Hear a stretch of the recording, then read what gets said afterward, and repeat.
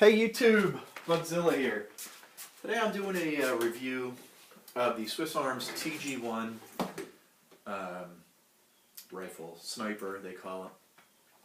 I bought this gun for two reasons. One, I love the way it looks. I just think it's a good looking gun. I put the bipod on here. It does not come with that. I just put a weaver rail underneath. Because I use this for ratting. I shoot rats, which is why you see this whole night vision setup.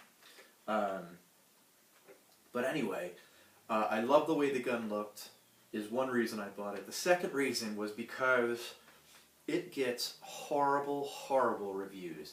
You will not find one good review on this gun unless I left it. And I'm going to tell you why. Now, mind you, this gun sells for about $100. However, because of its bad reputation, you can get this gun shipped to you. I paid $50 for this shipped. I love it. So the stock is fully adjustable. You're going to see complaints about the stock that it comes loose. It's true, but remember, this is a Springer gun. Any Springer, you have to have everything tight. My advice to you, once you get your stock set up to the way that you like it, remove all the screws, Loctite them, and that's the end of that. The scope that comes with this gun is the reason that it gets horrible reviews. The scope isn't bad. It's not great.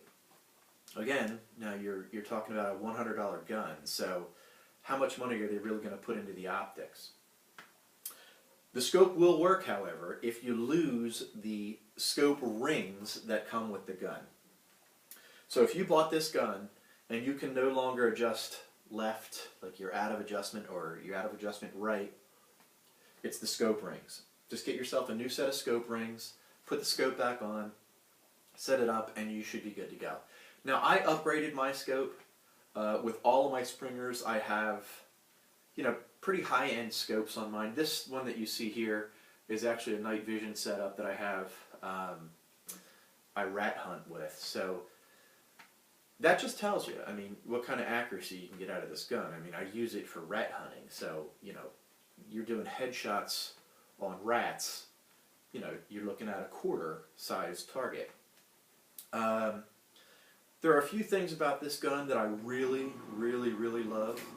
One of them is the way that your break barrel engages on this gun. It's not a ball. It's an actual, almost like a door. Well, let me bring this over and see if I can show you.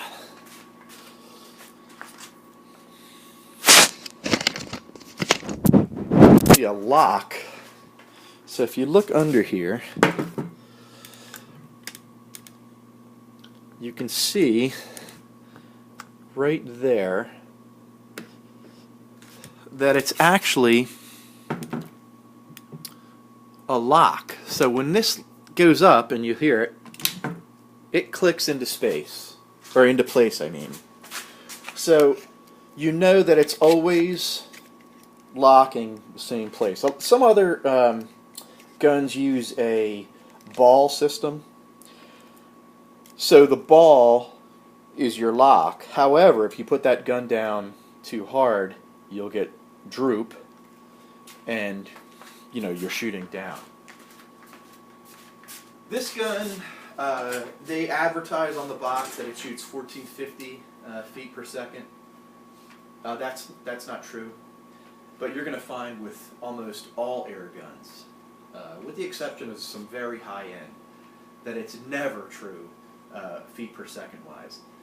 This gun with the penetrator, these are the, let's see if I can hold these up here. These are the, let me see where we are here. These guys here.